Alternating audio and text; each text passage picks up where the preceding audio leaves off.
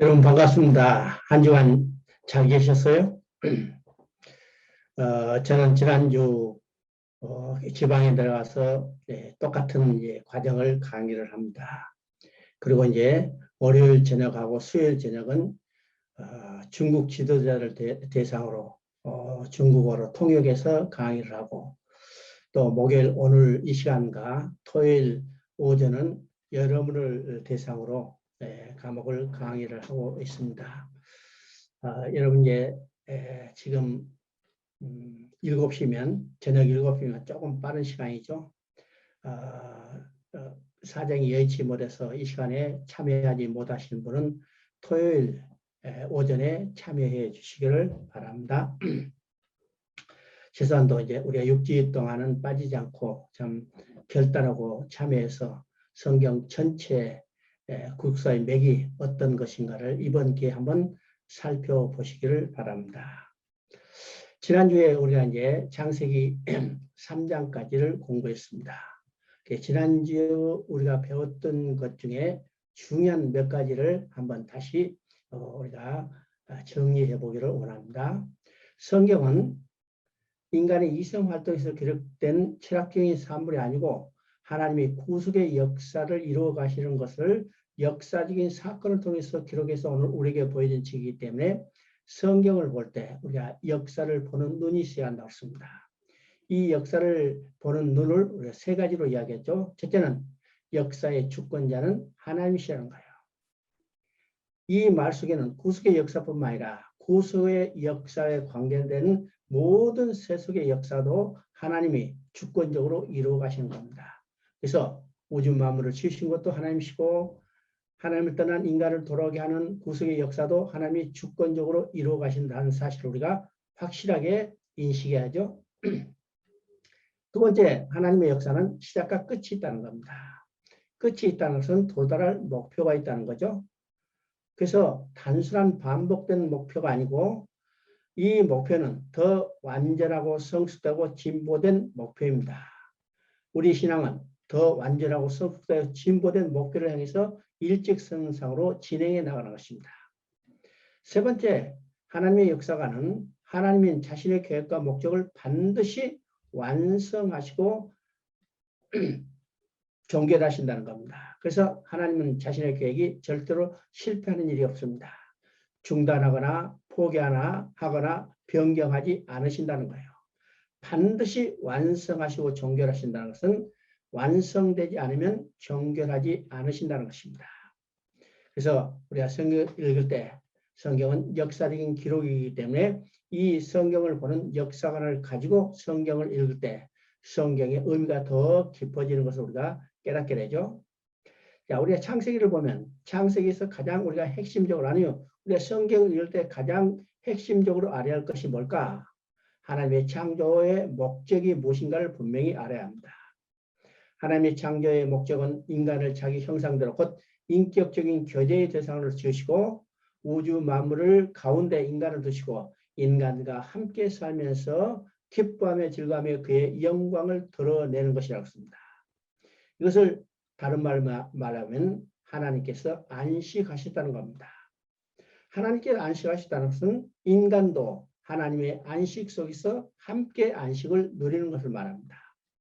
하나님은 이 창조의 목적을 영원히 유지하기 위해서 하나의 언약을 주셨어요. 이것이 창세기 2장 17절입니다. 창세기 2장 17절, 선악을 알게 하는 나무의 열매를 먹지 말라. 먹으면 반드시 죽으리라.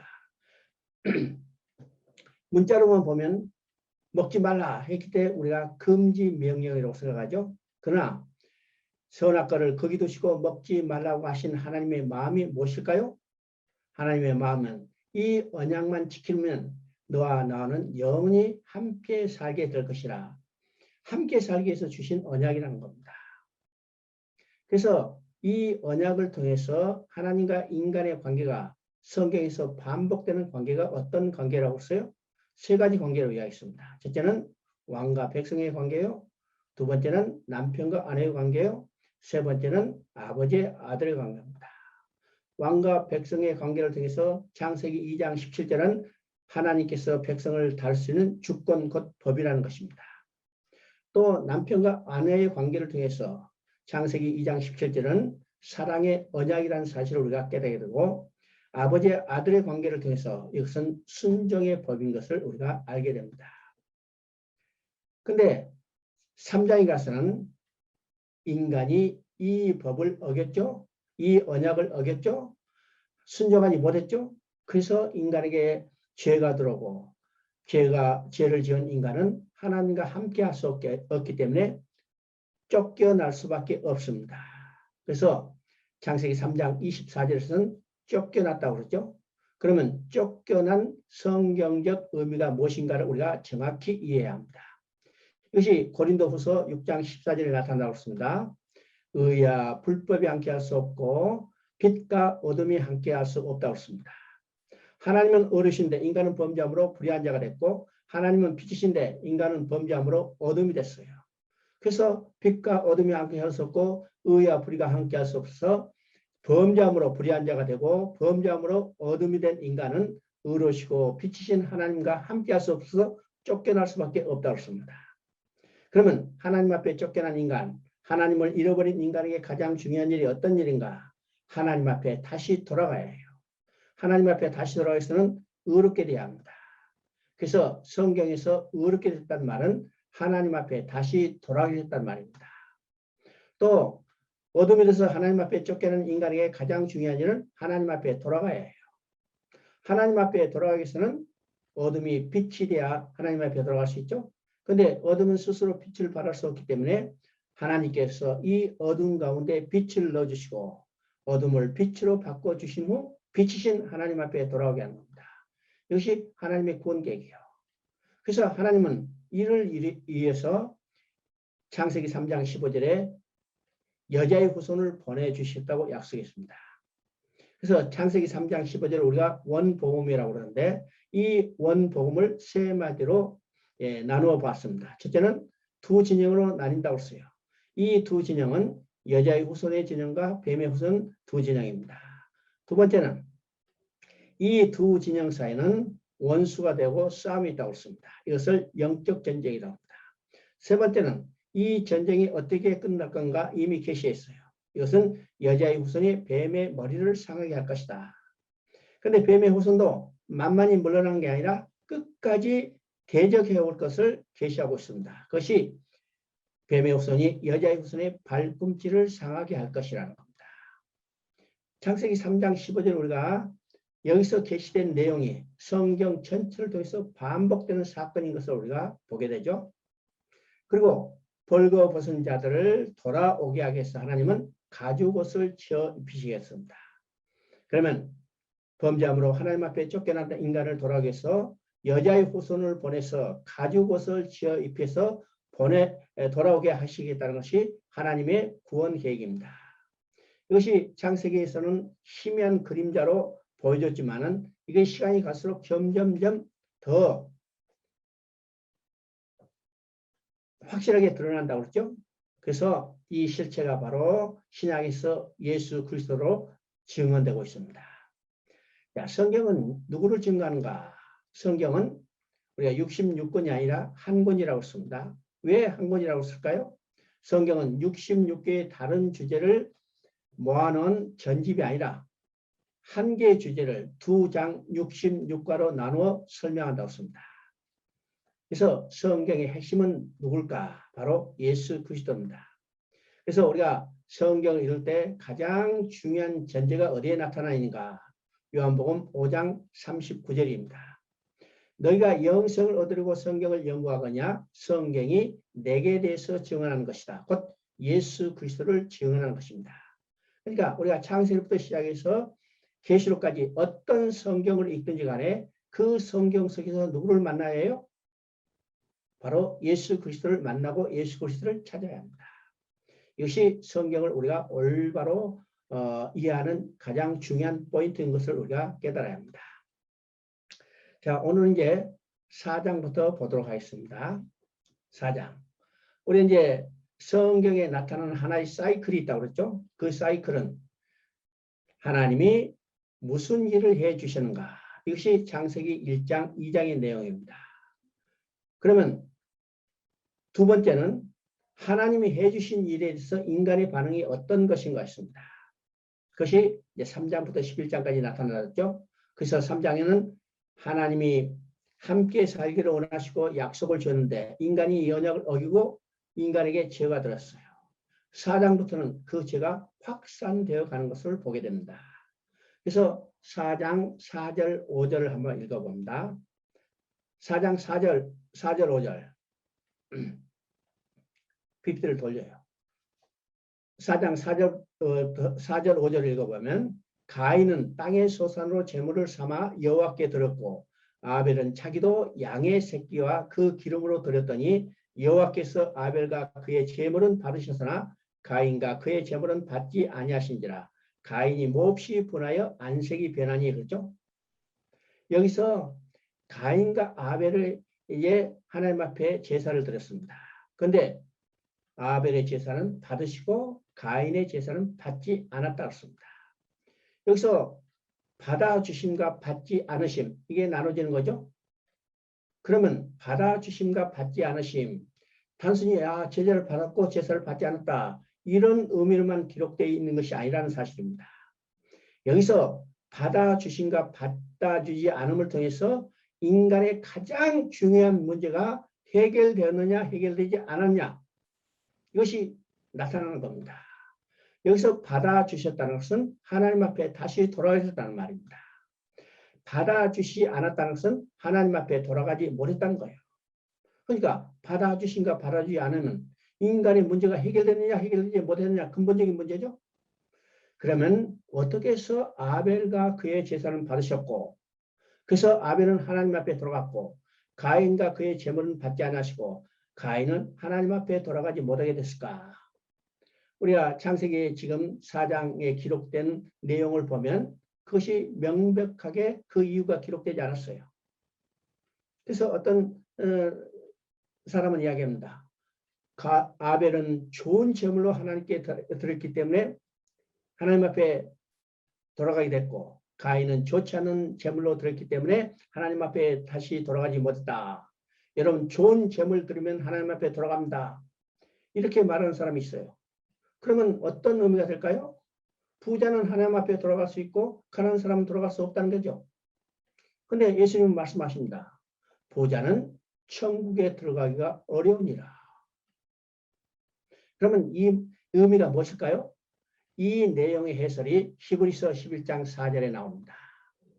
히브리서 11장 4절을 보면 믿음으로 아벨은 가인보다 더 나은 제사를 드림으로 의로운 자라 하시는 증거를 얻었으니 그렇습니다.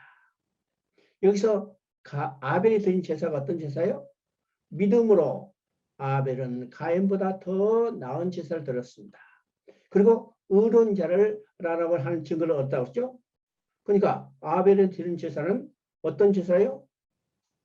좋은 제물로 드린 제사라고 말하지 않고 믿음으로 더 나은 제사를 드렸다 했습니다. 믿음으로 더 나은 제사를 드리고 의로운 자로 증거를 얻었다. 바로 하나님 앞에 돌아가겠다는 의미죠. 그러면 믿음으로 의로운 자가 됐다. 믿음으로 하나님 앞에 돌아가게 됐다. 그러면 아벨이 믿음으로 드린 더 나은 제사, 그 믿음은 어떤 믿음가를 생각해 봐야 합니다. 우리가 창세기 3장 20절을 보면요. 아담과 하와가 범죄하고 하나님 앞에 쫓겨나는 그 순간에 아담이 자기 아내의 이름을 하라고 지었습니다. 이것은 생명의 어미란 말이죠. 생명의 어미.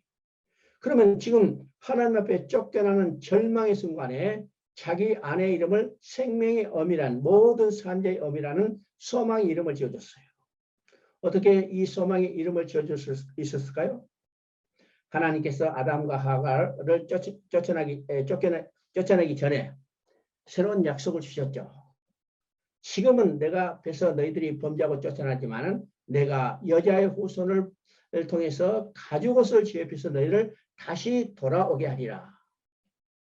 이 은혜의 언약을 아담과 하와는 듣고 이해하고 믿었어요.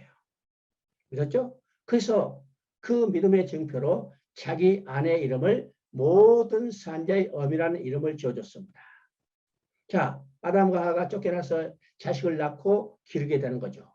그래서 자식을 낳고 기를 때 하나님으로부터 받은 이 은혜의 언약, 원복음을 가슴 깊이 새기고 그 믿음을 어떻게 해요? 자식들에게 전수가 된 겁니다. 그때 아벨은 부모로부터 전수된 그 믿음을 가슴 깊이 새겼고 가인은 그들이 경홀히 여겼어요.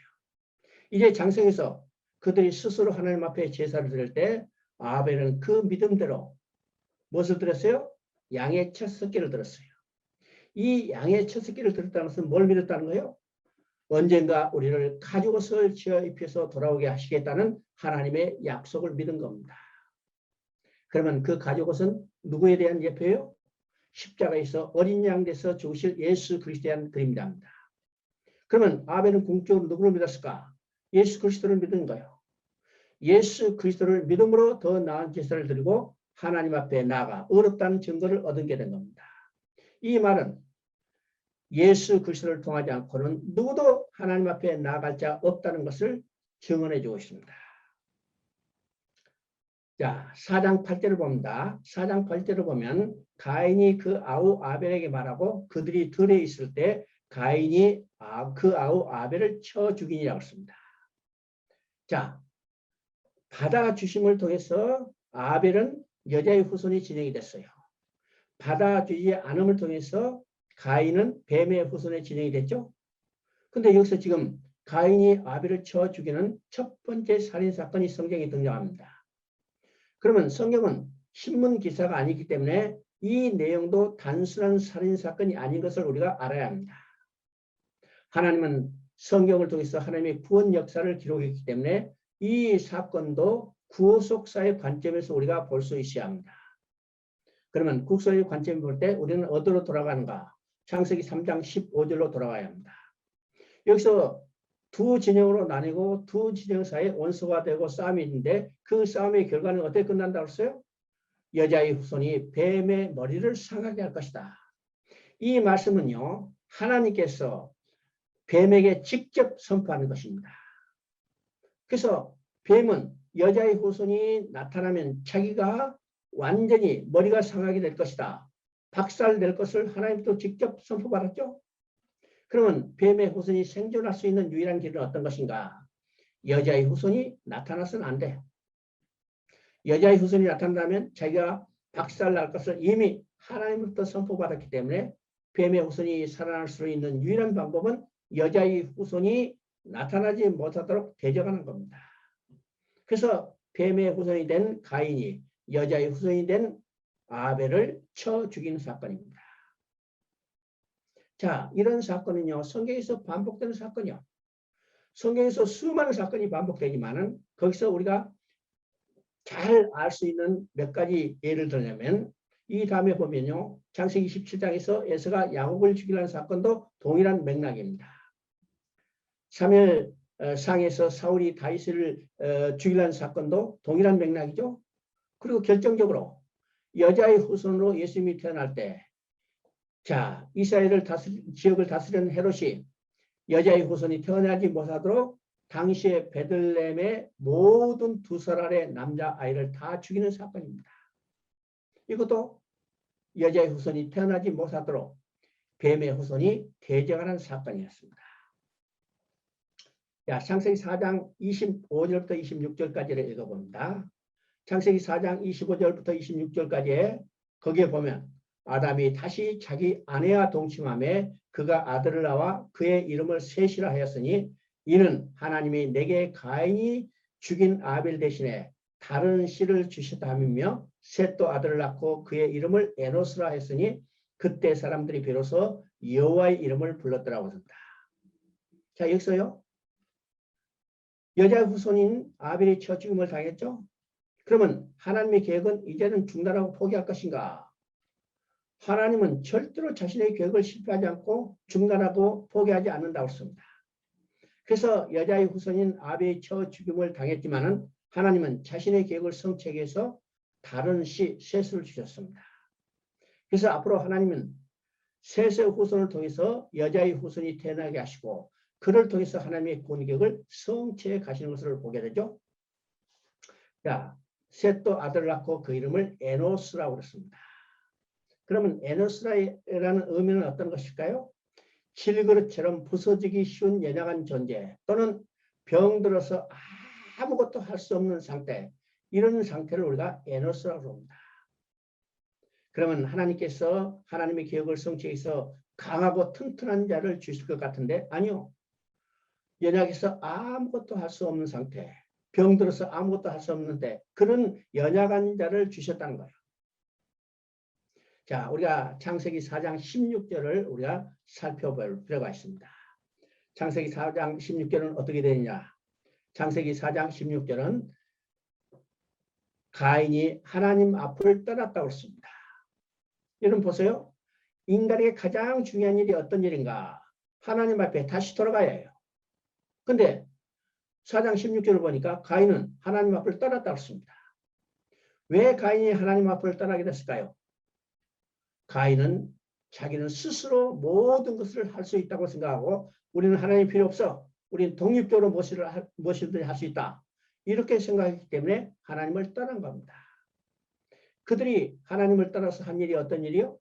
한 성을 쌓고 그 성 이름을 인간의 이름, 그러니까 가인의 아들의 이름을 따서 에녹성이라고 불렀죠. 그리고 인간 문명을 창달하는 것을 보게 됩니다. 오늘 눈에 보이는 이 문명들을 보세요. 이건 누가 누구를 위하여 창달한 문명일까요? 인간들이 인간 자신들의 능력을 드러내기 위해서 창달한 것이 오늘 우리 눈에 보이는 문명의 시대입니다. 그런데 하나님은 누구를 통해서 하나님의 역사를 이루어가셨어요? 에노스와 같이 연약한 자를 통해서 하나님은 역사를 이루어가십니다. 그래서 그때 사람들이 여호와 이름을 불렀다고 했어요. 여호와 이름은 구원의 하나님입니다. 왜? 인간은 연약하기 때문에, 인간은 무능하기 때문에 전적으로 하나님만 의지할 수밖에 없죠. 그래서 여호와 이름, 구원의 하나님을 그들이 부른 겁니다. 하나님은 연약한 자, 무능한 자, 그런 자들을 사용하셔서 하나님의 역사를 이루어가신다는 사실을 우리가 깨달아야 합니다. 창세기 5장 1절을 읽어봅니다. 창세기 5장 1절은 족보의 이야기죠. 그래서 5장 1절에 이것은 아담의 계보를 적은 책이니라. 그래서 5장은요 쭉 족보가 나옵니다. 족보가 나오죠. 그리고 5장 29절에는 이름을 노아라 하여, 그게 노아 이름이 나옵니다. 그러면 5장은요 전체적으로 아담으로부터 시작해서 노아까지 그 아담의 후손들의 이름이 쭉 나오는데 여러분 생각해 봅니다. 성경에는 여기서만 족보가 나온 게 아니라 뒤에 보면 많이 족보가 나타나죠. 그러면 우리가 족보가 나타날 때 족보가 재밌어요? 재미없어요? 족보를 읽기 쉬워요? 읽기 어려워요? 성경 재미없죠? 족보 재미없죠? 또 발음도 어렵죠? 근데 읽기도 이제 재미도 없고 읽기도 쉽지 않은 이 족보를 성경에서는 창세기 5장만 나타나는 게 아니라 계속해서 드러내고 있습니다. 그러면 왜 성경에서 재미도 없고 읽기도 쉽지 않은 이 족보를 드러내고 있을까? 우리는 족보를 드러내게 한 하나님의 마음이 무엇인가를 우리가 알아야 합니다. 성경은 하나님의 감동으로 기록되어 있다 했죠? 그래서 족보도 성경입니다. 그래서 족보도 하나님의 감동으로 기록된 책이에요. 그러면 족보를 기록하게 하신 하나님의 감동이 무엇인가 우리는 생각해 봐야죠. 우리는 두 가지로 볼 수 있습니다. 첫째는 이 족보를 통해서 창세기 3장에서 여자의 후손을 보내주시겠다고 했는데 이 여자의 후손이 어떤 약속의 근거에 있어 어떤 적법한 혈통을 타고 태어나는 것을 증언해 주는 것이 바로 이 족보입니다. 그래서 구약에 나온 이 족보를 한마디로 정리해 놓은 것이 어디냐면 마태복음의 1장의 족보죠. 그래서 마태복음 1장 1절은 아브라함과 다윗의 자손 예수 그리스도의 계보라고 되어 있습니다.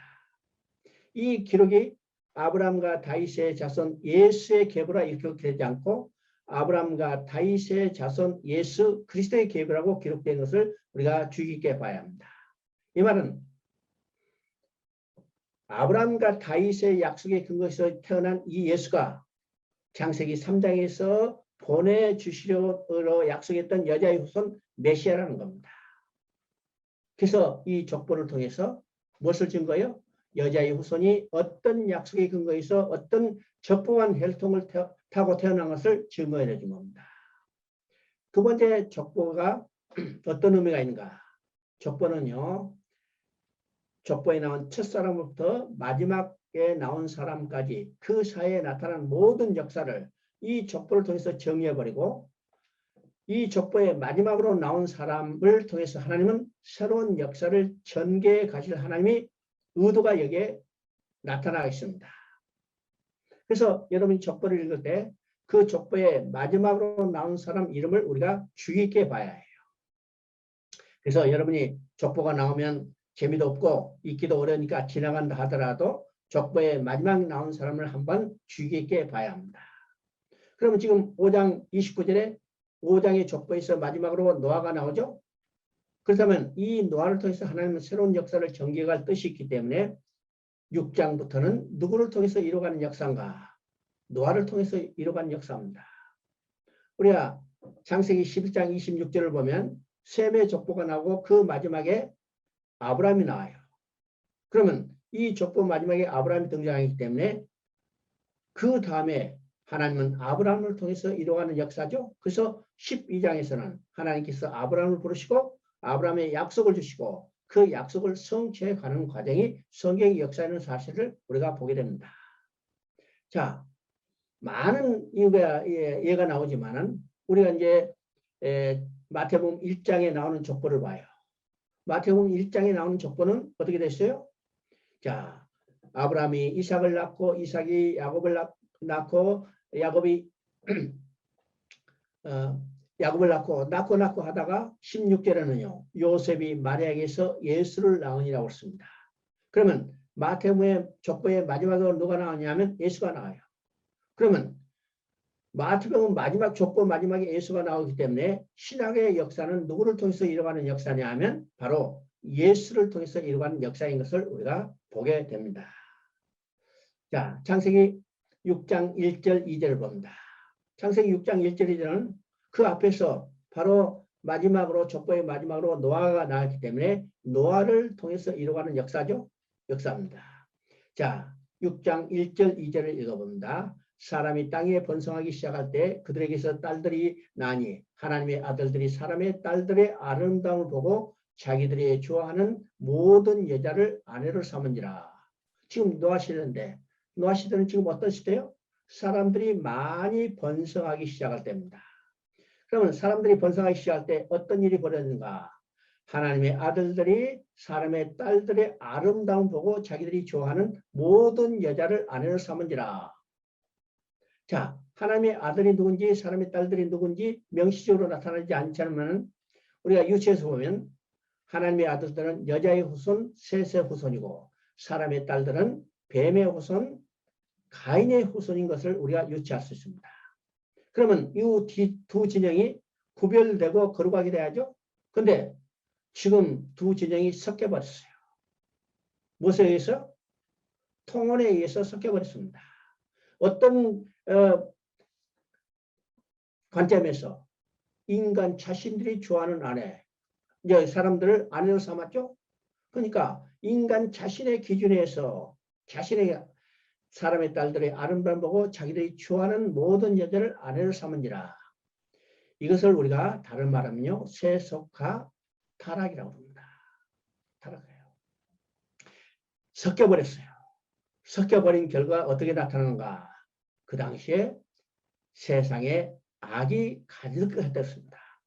세상에 악이 가득했다는 것은요, 발 디딜 틈도 없이 꽉 찼다는 겁니다. 맞아요. 자, 세상에 발 디딜 틈도 없이 악이 꽉 찬 것을 보고 누가 걱정하게 될까요? 그 속에 있는 인간들은요, 감각이 사라져 버렸어요. 그런데 그것을 보신 하나님이 마음의 근심이요. 야, 이대로 뒀다는 내 거룩한 시가 완전히 다 사라지게 생겼구나. 그래서 하나님은 어떤 마음을 가질까요? 그 악이 가득한 그 가운데서 하나님의 거룩한 백성을 건져내야 해요. 건져내요. 그래서 하나님은 노아를 부르시고 노아를 하여금 방주를 짓게 하죠. 방주를 짓게 합니다. 자, 6장 3절을 보면요. 노아를 하여금 방주를 짓게 할 때 하나님은 그들에게 뭐라고 말씀하십니까? 그들의 날은 120년이 되리라 그랬습니다. 그러면 이 120년이 되리라는 의미가 뭘까요? 120년이 되리라는 것은 인간의 수명이 120년이라는 말이 아닙니다. 인간의 수명이 120년이라는 어떤 이단에서는 인간의 수명이 120년인데 120년 다 살지 못하고 죽은 사람의 영혼이 떠돌아서 귀신이 돼가지고 돌아다닌다 이렇게 이야기해요. 이건 전혀 비성경적인 이야기죠. 성경은 어떤 곳에서도 인간의 수명이 몇 년이라고 명시된 곳이 없습니다. 왜일까요? 인간의 수명은 전적으로 하나님의 주권 속에 있기 때문이에요. 그래서 태어나자마자 죽은 사람도 있고 성경에 나오는 무드슬라처럼 969세까지 사는 사람도 있습니다. 오늘 각 사람들의 이 인간의 수명이 다르죠.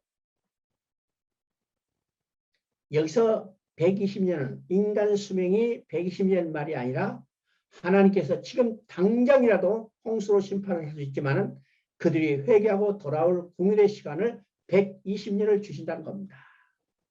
하나님은 심판의 목적이 있는 게 아니라 구원의 목적이 있다고 했습니다.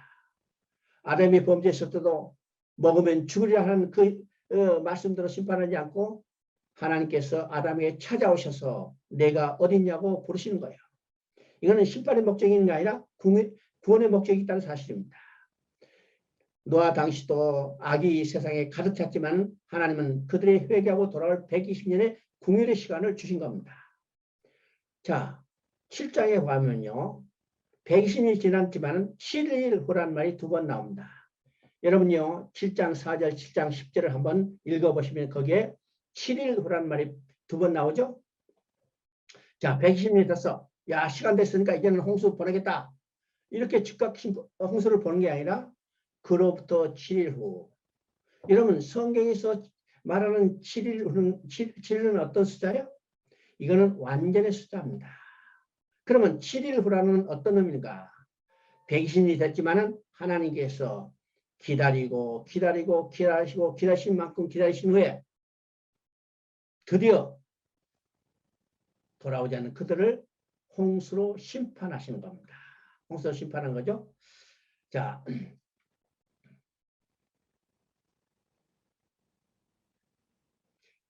이제 9장을 한번 봅니다.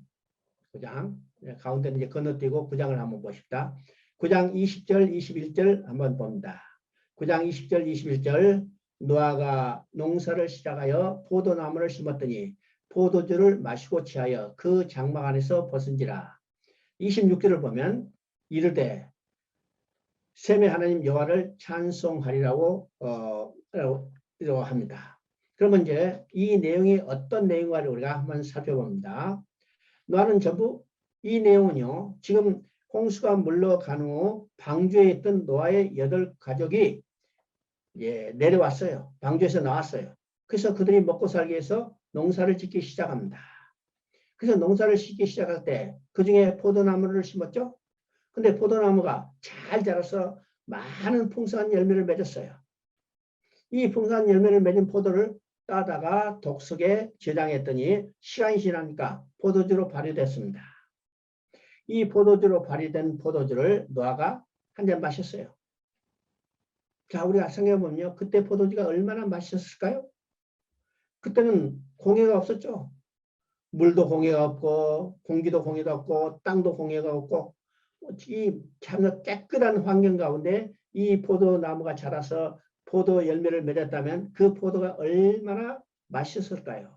그 맛있는 포도를 이제 독석에 저장해서 포도주로 발효됐다면 그 포도주도 기가 막히죠.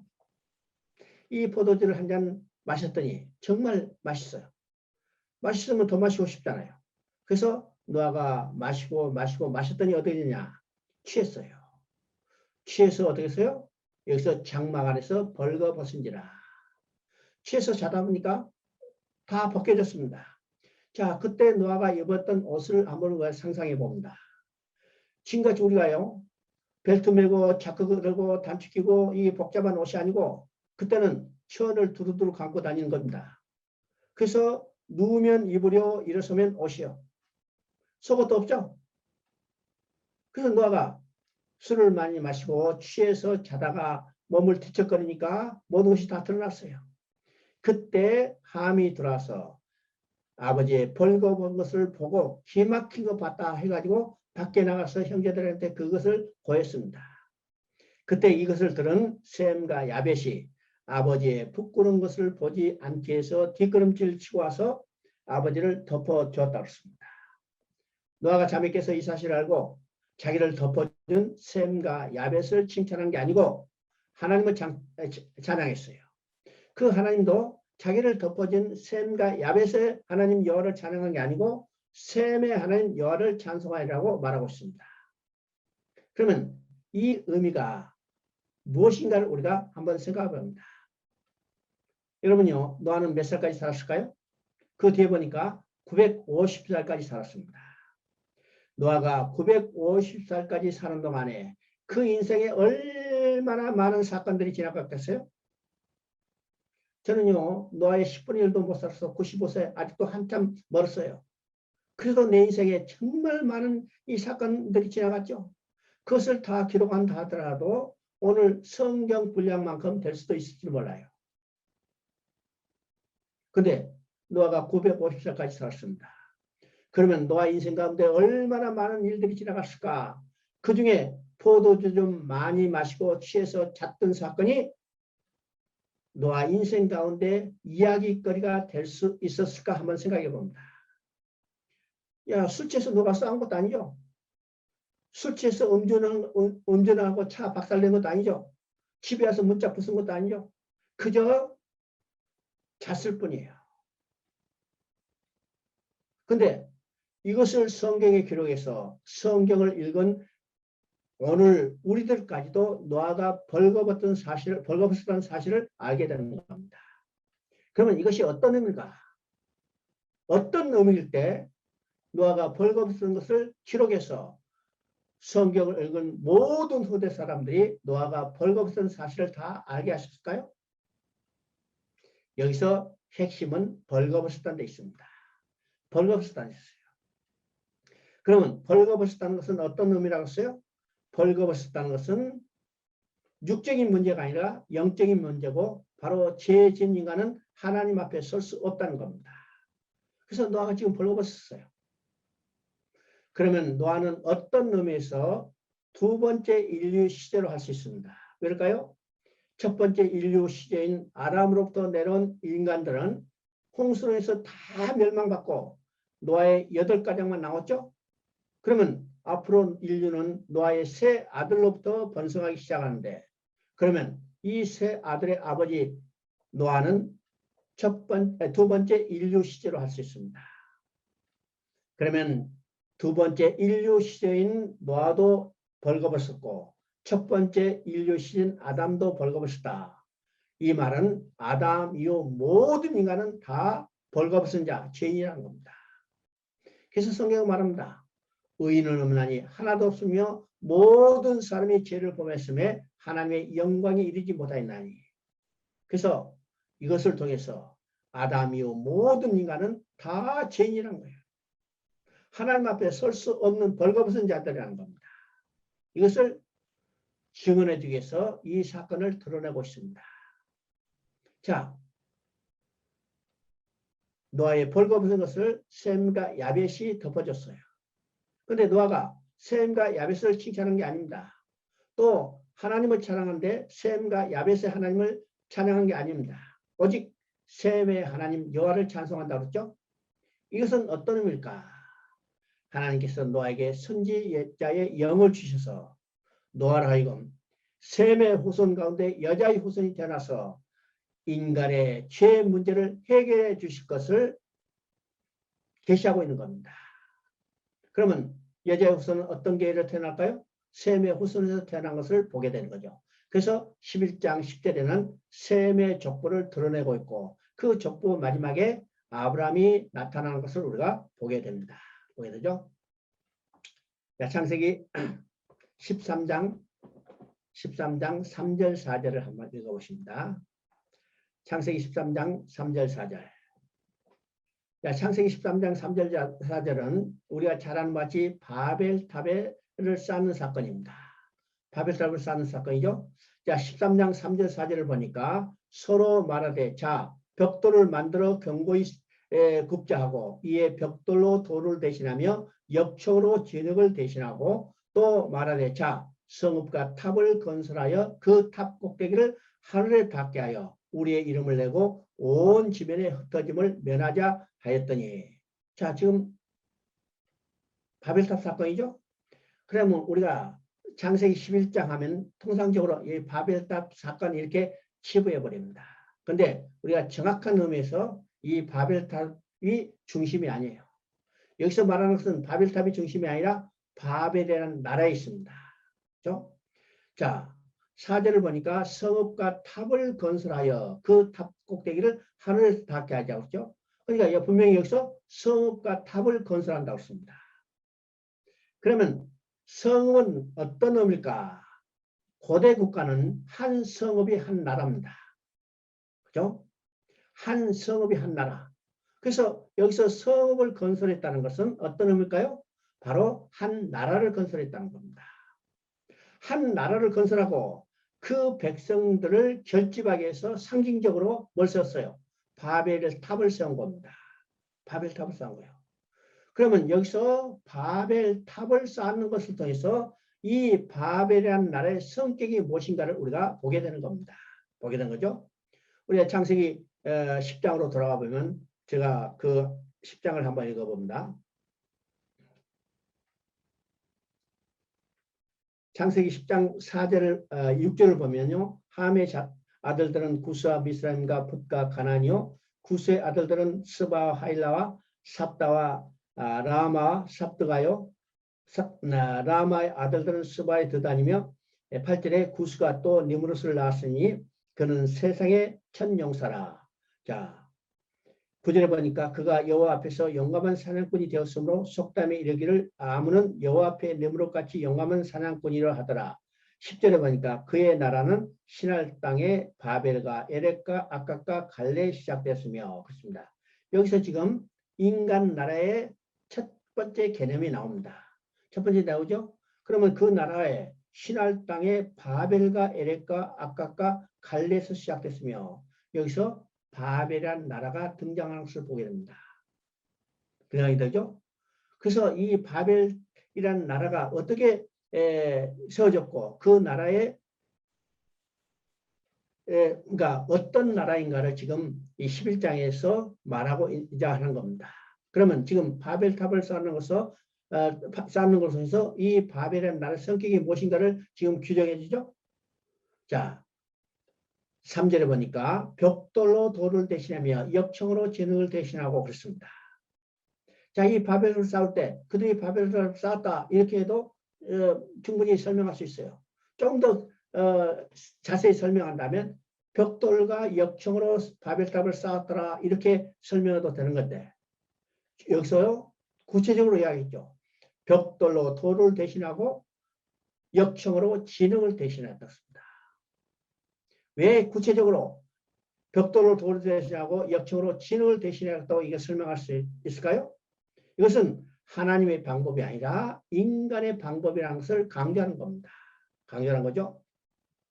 그러면 하나님께서 하나님 나라를 어떻게 건설하실 건가? 우리가 다니엘서를 통해서 우리가 보게 됩니다. 다니엘서 2장 44절은요. 여러 왕들의 시대에 하나님이 한 나라를 건설하신다고 했습니다. 그러면 2장 45절을 보면 이 나라를 누구를 통해서 건설하신가? 산에서 나온 손을 대지 않은 한 돌이 나와서 이 나라를 건설한다고 했어요. 그러면 산에서 나온 손을 대지 않은 돌은 어떤 돌일까요? 바로 산돌이신 예수 그리스도입니다. 그러니까 여기서 손을 대지 않은 한 돌이라고 했죠. 그런데 지금 바벨 탑을 쌓을 때 벽돌로 돌을 대신하고 역청으로 진흙을 대신했다고 했어요. 이거는 하나님 방법이 아니라 인간의 방법이라는 것을 강조하는 겁니다.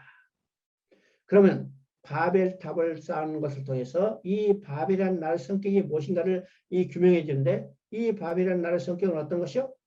바로 인간이 인간을 위한 인간의 나라를 세우는 겁니다.